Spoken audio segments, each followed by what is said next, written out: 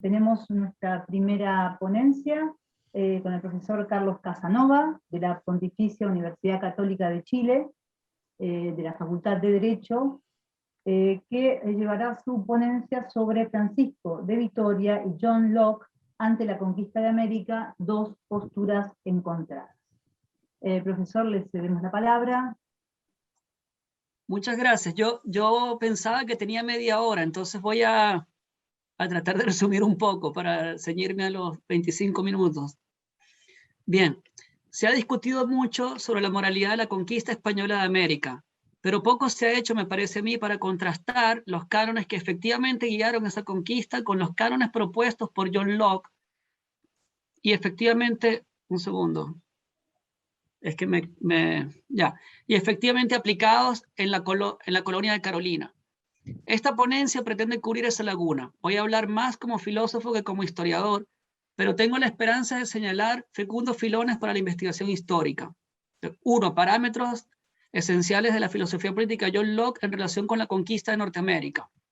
Entonces, primero voy a presentar los parámetros generales, vamos a decir, que de la filosofía política de John Locke que luego se aplicaron a la conquista de Norteamérica. Bien, el primero es cómo surge el Estado civil. Según John Locke, en el estado de naturaleza nos encontramos en guerra de todos contra todos, pero para evitar el gran mal que sufrimos al no poder repeler un ataque, hacemos un pacto y de esa manera surge el Estado civil. Yo muestro en la ponencia larga, vamos a decir, no en la presentación oral, con argumentos que John Locke niega la ley natural. Eso está muy claro, creo yo, en los ensayos sobre el entendimiento humano. Y también en la Carta sobre la Tolerancia, donde él dice que la distinción entre preceptos morales, ceremoniales y judiciales no tiene ningún sentido y que en realidad la ley de Moisés existía solo para el pueblo judío. No tiene ningún aspecto que sea universalizable, vamos a decir así. Confirmación de esta interpretación es lo que dice expresamente Locke sobre las relaciones internacionales en su segundo tratado, comillas. Los estados se encuentran en sus relaciones mutuas en estado de naturaleza. O sea, de guerra de todos contra todos, en otras palabras. Porque como no hay un pacto que los rija, entonces no hay ley que se les aplique.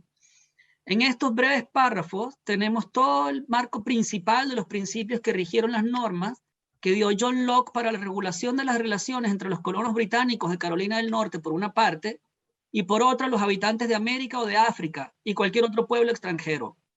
Pero hay otros aspectos que es importante tener en cuenta para comprender el impacto de la filosofía lockeana sobre la empresa colonizadora británica.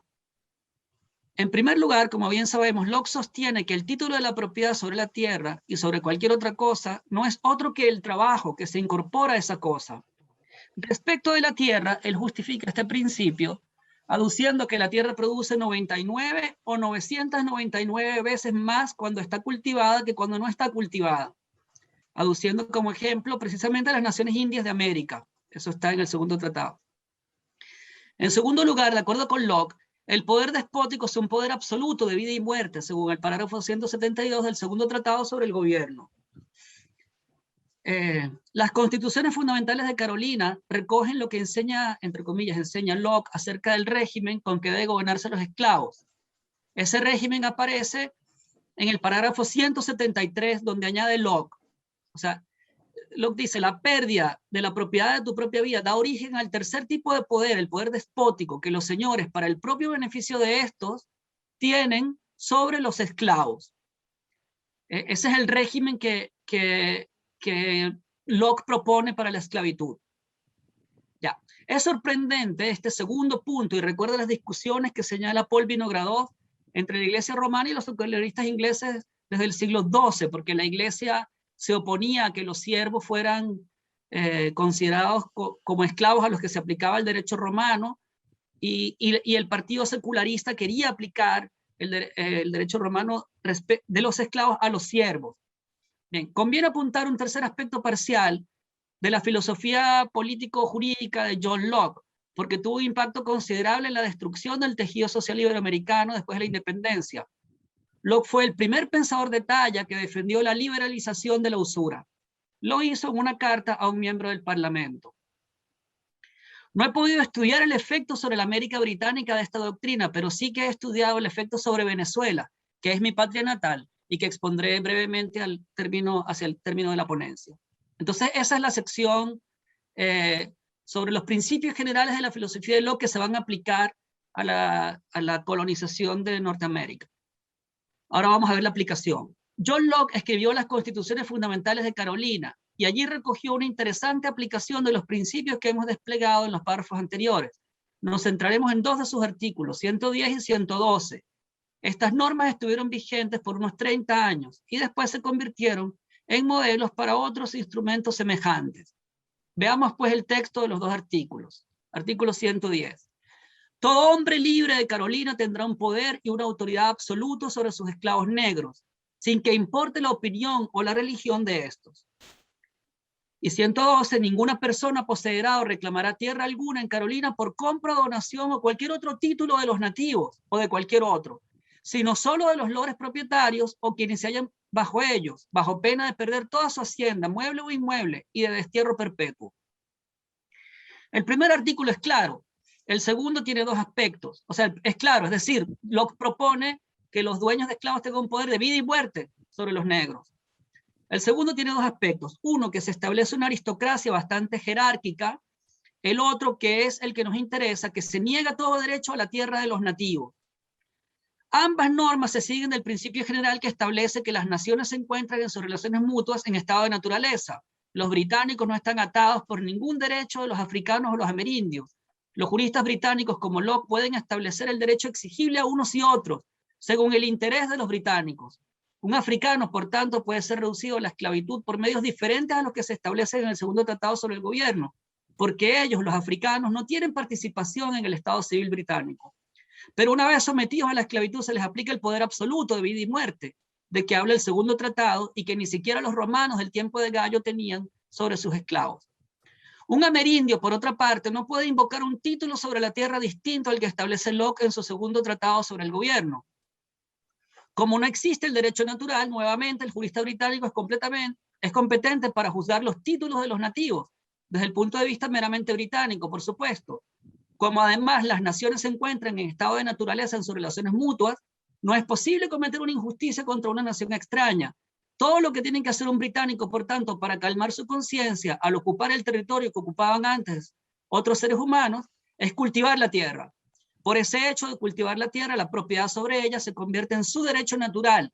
Pero si un colono con una conciencia diferente respetara el derecho de los naturales y pretendiera adquirir de ellos la tierra, sea por compra, sea por donación, estaría poniendo en peligro la tranquilidad de conciencia de sus cocolonos e incluso el título de su ocupación. Por tanto, deberá ser castigado severamente con la confiscación de todos sus bienes y el desterro perpetuo. Tales son los principios ilustrados, entre comillas, que emanan de la obra de Locke y un esquema de su aplicación. Bien. 3. Los parámetros vitorianos de la conquista y organización del imperio. Lo primero que debe destacarse es que la visión teológico-política de Francisco de Vitoria, en la visión teológico-política de Francisco de Vitoria, la república se encuentra inserta en un orden cósmico mucho más grande, a diferencia de lo que ocurre en el antropocentrismo voluntarista lockeano. Según Vitoria, el rey puede ser cabeza de la república, pero no lo es del cosmos, sino que está sujeto a Dios. Por lo mismo, el orden del derecho de la república se halla sujeto a un orden jurídico que lo abarca, y en general el saber político se subalterna al saber teológico.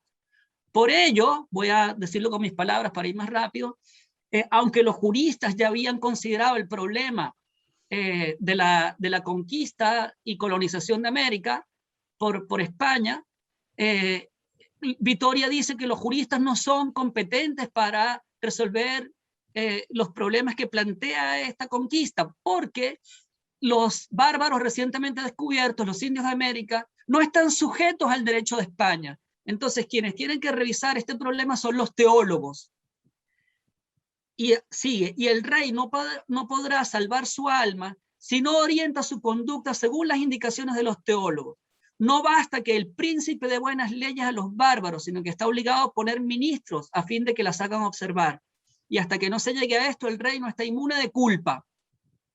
Más interesante que la evidente discrepancia en las concepciones de ambos autores, Locke y Vittoria, es la diferencia en la estructura político-teológica de la Inglaterra revolucionaria e ilustrada, que se encarna en Locke, por una parte, y la España cristiano-latina, que se encarna en Vittoria. Porque la estructura de la España cristiano-latina respondía a la concepción de Vittoria y, en consecuencia, la acción del rey y de sus súbditos procuró ajustarse a los dictámenes de la teología. Por esto, como veremos enseguida, para determinar el régimen justo de los indios, consultaron los juristas españoles, y muy destacadamente Polo de Gardo, por delegación del virrey del Perú, el derecho natural, el bien de los pueblos conquistados, sus costumbres, junto a las costumbres y leyes de España. En dos importantes memoriales que escribió Polo de Gardo para el virrey del Perú, estableció a este notable jurista los principios con que debería reorganizarse el sistema de repartición de la propiedad y de las cargas públicas en el virreinato. Las propuestas de Ondegardo tuvieron repercusión no solo en el Perú, sino en todas las Indias occidentales españolas. Veamos el principio fundamental y luego algunas de las propuestas de mayor influencia. Comillas, tuvo su majestad muy gran razón de mandar averiguar el origen del señorío de estos incas y la forma que tuvieron en servirse de las gentes de esta tierra y la que ellos mismos tenían en la distribución de lo que daban, porque de esto resultaría todo lo que toca la justicia y fueros que entre ellos se guardaban, e incidentemente el daño que han recibido y reciben en la orden del proceder que con ellos se tiene en la determinación de sus pleitos, porque dado caso que en alguna manera les debiese poner otra en algunas cosas que parecieran no convenir a la buena policía, no había de ser tan presto ni sin entender la suya propia, que tantos años ha que se guarda entre ellos por ley inviolable, mayormente estando determinada por los teólogos la obligación que hay de guardar sus fueros y costumbres, cuando no repugnasen al derecho natural, porque de otra manera, y por la orden que se trata y ha tratado, no hay duda sino que a muchos se les quita el derecho adquirido, obligándolos a pasar por más leyes que ni supieron, ni entendieron, ni vendrán en conocimiento de ellas de aquí a 100 años. Basado en este principio, propuso Polo de Ondegardo importantes reformas. Las he tratado detalladamente en mi libro El republicanismo español en América, una evaluación.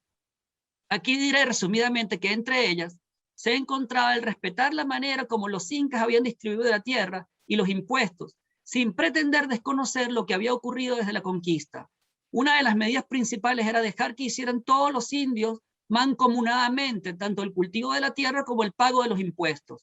Los funcionarios reales no debían entenderse con cada individuo, sino con los caciques, que conocían bien las costumbres, las necesidades y el trabajo de cada uno en los ayllús y parcialidades, o sea, las comunidades.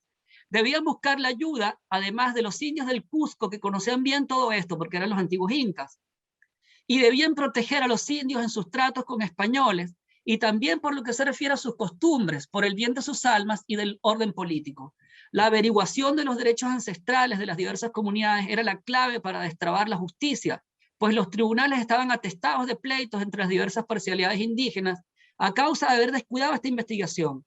Señala Ondegardo que las ordenanzas de Indias que Gasca no pudo ejecutar, después, con el tiempo, vinieron a cumplirse mejor de lo que fueron proyectadas inicialmente, porque hace falta experiencia y tiempo para poder gobernar y juzgar bien. Estas ordenanzas a que me refiero acá son las que rechazó Gonzalo Pizarro. Me parece que con la obra de Ondegardo se descubre una benevolencia de los conquistadores hacia los conquistados que es única en la historia, sobre todo respecto de conquistados que, por lo que se refiere a la técnica y al orden de combate, se encontraban realmente en las manos de sus conquistadores. El régimen que él propuso, Ondegardo, se siguió en toda la América española. Una de las observaciones de Ondegardo resultó profética. Dice Ondegardo, y si alguno quisiese decir que menos inconveniente todo esto que no quitarle su libertad, que no creo que faltara según hay oficiales y maestros de esta sentencia, es gran cansancio responder a tanto que no consideran que libertad es la que a estos les conviene para su conservación y para que sean cristianos y para que vivan en policía y república con el concierto que se pretende. Pues está claro que el día que los sacaren de esta orden ni habrá quien los recoja ni averigüe dónde se quedaron, porque aún dividido no duraría un año en su poder, porque si fuese ganado no lo podría guardar, y si chácara de coca la dejan perder y las demás de maíz y otras cosas que ellos tienen, no las sembrarían. O sea, si se trata de eliminar las comunidades y dividir los derechos por la supuesta dignidad de los indios y su libertad, dice Ondegardo, lo que va a ocurrir es que van a perder todo rápidamente y se va a dañar su alma y el orden que tienen. Y eso se cumplió después, como vamos a ver. El régimen que se aplicó a los esclavos en América estuvo también profundamente inspirado por Francisco de Vitoria. En primer lugar, pues, solo podían reducirse a esclavitud o bien los prisioneros de guerra justa o bien los presos comunes, cuya condena a muerte se conmutaba por la de esclavitud. Los españoles americanos estaban autorizados a comprar esclavos negros a los portugueses, porque estos vendían precisamente a personas que caían en estos supuestos, o sea, prisioneros de guerra o prisioneros comunes condenados a muerte que se les conmutaba la pena. Era posible algún abuso individual, pero no podía creerse que hubiera cacerías humanas, porque el Consejo Real portugués no lo permitiría. En todo caso, los esclavos deben ser tratados como seres humanos dignos, con caridad, recordando que es un prójimo sometido al mismo Señor que el amo, como enseña San Pablo. De este modo, la vida que lleve el esclavo en su nuevo destino será mejor que la que habría podido tener si no hubiera sido adquirido por los españoles. El único poder europeo que obedeció la prohibición papal del siglo XVII de reducir los infieles a la esclavitud fue España, que además dejó de traficar con ellos. En todo caso, el tratamiento que se dio a los esclavos negros en la América española, antes de que llegara la influencia de la Revolución Francesa, se conformó a la enseñanza vitoriana, como puede colegirse, por ejemplo, de la visita pastoral del obispo Martí a la diócesis de Caracas. Ahora voy a explicar por qué. Enunciaré algunos rasgos importantes de este régimen para que el público pueda juzgar. No había un número astronómico de esclavos. Casi en todas partes había más hombres libres que esclavos. En Guarenas, una de las zonas tórridas y de cultivos duros, había un esclavo por cada 5,5 hombres libres, por ejemplo. Aparte de esto, los obispos consideraban a los esclavos como integrantes de su grey y se aseguraban de su catequesis y de la recepción de los sacramentos. Los esclavos trabajaban para el amo de lunes a viernes, pero el sábado cultivaban su propio huerto, hasta el punto de que pagaban primicias a la iglesia, y el domingo descansaban. Cuando los amos inducían a las esclavas a vivir contra la castidad, el obispo intervenía enérgicamente y en general los esclavos vivían en buen orden. Un indicio de esto es que el porcentaje de hijos extramatrimoniales era bajísimo y muy parecido al de las otras castas, blancos o mestizos, etc. Frecuentemente resultaban liberados los esclavos y los libertos ejercían oficios diversos y fundaban pueblos como Curiepe. Había milicias de negros, esclavos y libertos, y los esclavos podían llegar a ser oficiales y ocupar cargos de gobierno. En cuanto a la usura, que es el último punto que quiero tocar, Vitoria siguió la doctrina recogida por Santo Tomás en la Suma Teológica, siguiendo la teoría aristotélica de la justicia conmutativa y la concepción clásica del dinero. Enseñó la escolástica que cuando se daba un crédito en dinero, lo prestado era equivalente a un bien consumible, cuya propiedad no podía separarse del uso, razón por la cual cobrar intereses por el uso era cobrar 2 veces por el mismo concepto. El prestamista puede cobrar lícitamente algo más que el capital solo si ha sufrido algún tipo de daño, que se llama título externo, y que podría justificar algún interés.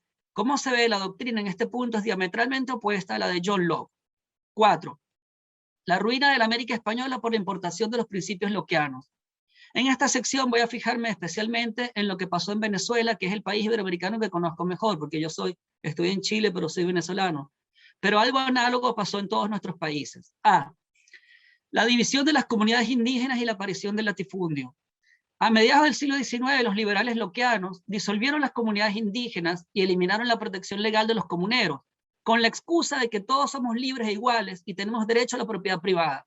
El pretexto, desde luego, no declaraba la verdadera motivación.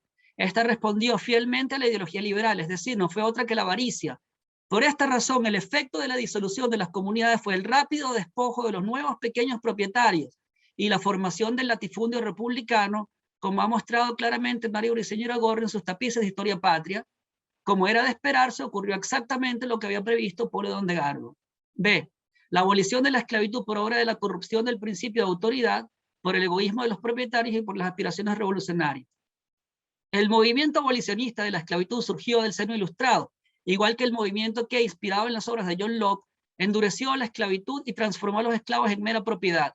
Condorcet fue uno de los inspiradores y factores del Club de Amigos de los Negros.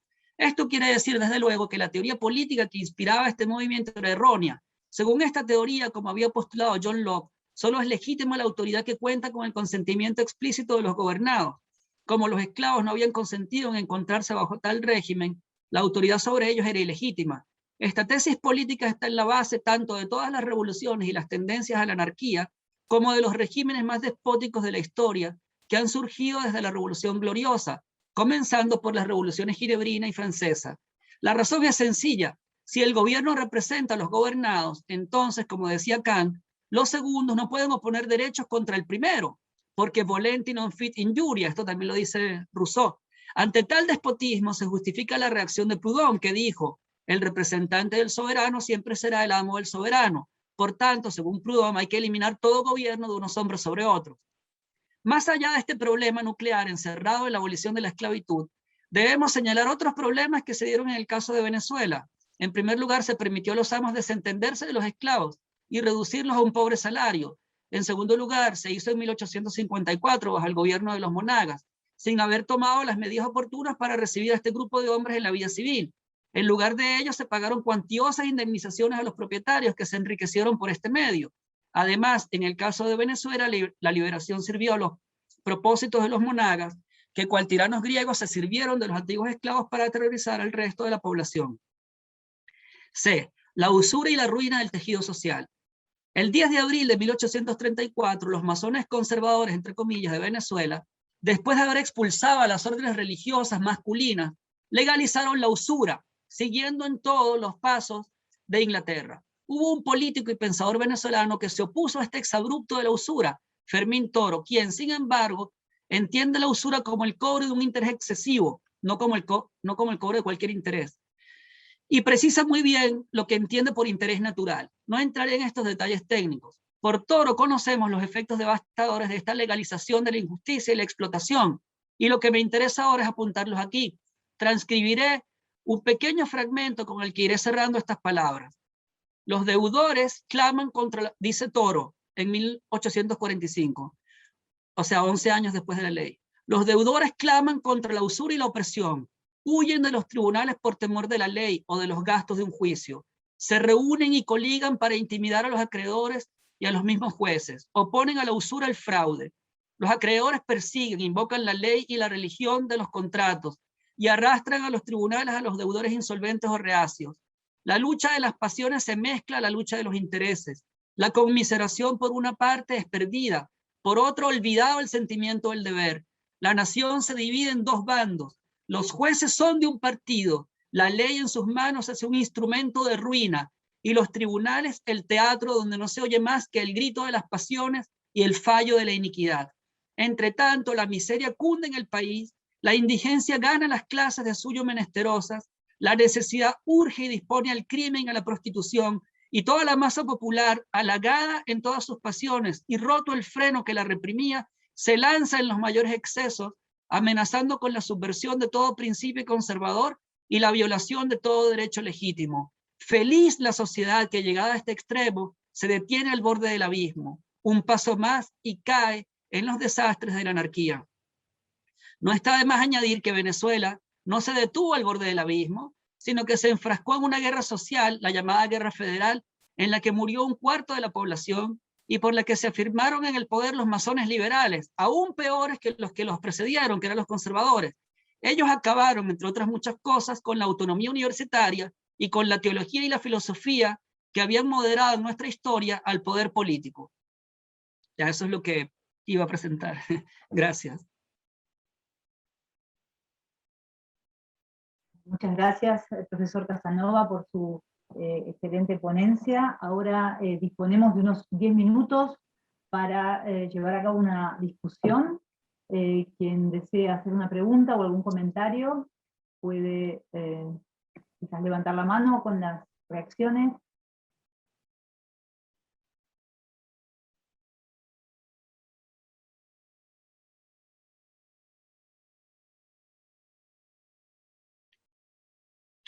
Quizá podemos oír las otras y tener preguntas al final, ¿o no? Bueno, como guste. Pregunto, ¿no? Sí, sí, yo tenía un comentario, tomo Sí. como moderadora debo quedarme un poco rezagada, pero dado que hay espacio, sí que me llama la atención realmente este tema de que es bastante desconocido, que en la época del Imperio Hispánico, en América, era bastante posible una cierta flexibilidad social que no dependía de la raza, que usted lo comentó con un ejemplo concreto, Sí. ¿no? Que se podía llegar, que en cambio en el Imperio norteamericano, esto era imposible, es decir, poder ascender socialmente sin ser de raza anglosajona, blanca, era imposible, es decir, era es un aspecto muy moderno, digamos, del Imperio Hispánico, es decir, que no hubiera una discriminación con respecto a esto, es decir, una persona que estuviera bien conectada o que pudiera estudiar, podía perfectamente, siendo mestiza, por ejemplo, o mulata, ascender en la escala social. Esto lo ha mencionado usted también. Sí, había una división de castas, eso está claro, ¿verdad? Por supuesto. Pero se procuraba que el bien de todas las castas, y no era hermética esa distinción. Por ejemplo, Juan Germán Rocio, que fue profesor de la Universidad de Santa Rosa en Caracas, él era mulato. Por Y supuesto. yo ayer les contaba a mis niños que el primer fundador de Caracas fue Francisco Fajardo, hijo de Francisco Fajardo y la cacica Isabel, una guayquerí. Él era un mestizo y él peleó contra el tirano Aguirre. Y luego, como en una parte que no pude leer, pero en las milicias, había milicias morenas, y en las milicias morenas los esclavos podían ser oficiales. Exacto. Porque no se temía que los esclavos se rebelaran, porque no estaban contentos en general, ¿ya? El problema se introduce con la predicación de doctrinas demagógicas al fin del siglo XVIII, y también con las reformas de los Borbones, que fueron, en algunos puntos, fueron buenas en cuanto a la racionalización de los métodos de cultivo, yo qué sé, pero fueron pésimas en otros puntos, como por ejemplo aumentar la división entre peninsulares y criollos. Uh-huh. Hay muchas cosas muy interesantes, sí, en esto. Por ejemplo, en los pueblos indígenas, los pueblos de doctrina, había consejos municipales, y el alcalde era un indio y los concejales eran indios. Exacto. Sí, era bien, es muy interesante, pero Sí, sí, es un punto sí, realmente muy particular de que sí, en la historia de América Latina de Leslie Bethel, de Cambridge, está esto muy documentado. sí. Lo que pasa es que no está difundido, pero sí documentado la cantidad de incluso profesores que eran mulatos, también en Argentina, en universidades de Argentina, es decir, había una cierta flexibilización, a pesar de, por supuesto, ser una sociedad estratificada como todas las sociedades de su tiempo. Sí. No sé si alguien quiere comentar algo más. ¿No? No hay más comentarios. También se me ocurrió que sería un poco interesante, no sé a usted qué le parece, profesor, todo lo que usted ha mencionado sobre Locke. Yo no soy un experto en absoluto, pero se me antoja que puede llegar a ser muy interesante confrontar todas estas afirmaciones de Locke con las leyes de Burgos, que son exactamente la cara contraria. Sí. Yo he llegado a pensar, pero claro, no, como digo, no soy historiador, entonces, pero he llegado a pensar que realmente en la historia inglesa hay una antigua enemistad, vamos a decir. Yo creo que Elliot trata de reflejar eso en Asesinato en la Catedral, entre un partido secularista y el partido romano. Y el partido secularista promueve los derechos de los poderosos y quieren convertir en esclavos a los siervos, y quieren, bien, y en cambio el partido romano intenta poner límites a esto, y esto, o sea, esa lucha tiene como varios hitos muy importantes. Un hito muy importante es Enrique VIII. Enrique VIII asesina a los monjes, a todos los monjes de Inglaterra, y después también matan a los de Irlanda, y así es como surge el problema de los pobres en Inglaterra. En Inglaterra no había problema de pobres, hasta que Enrique VIII asesina a los monjes. Bien, y yo creo que Locke es un paso más en esa larga historia de oposición entre los dos partidos. Y de hecho la Revolución Gloriosa se da contra el rey porque el rey se convierte al catolicismo. Bien, es un aspecto de la historia inglesa que sería interesante examinar con más detalle, porque yo soy filósofo y lo veo así, abuelo de pájaro, y leo libros de historia, pero no me meto en los documentos, sino en Claro. Síntesis, sí. Bueno, Sí. muchas gracias Bien. por sus valiosas aportaciones. Si no hay más preguntas, entonces podríamos comenzar, muy puntualmente además, con muchas gracias además, profesor, por haber cumplido tan exactamente con el tiempo.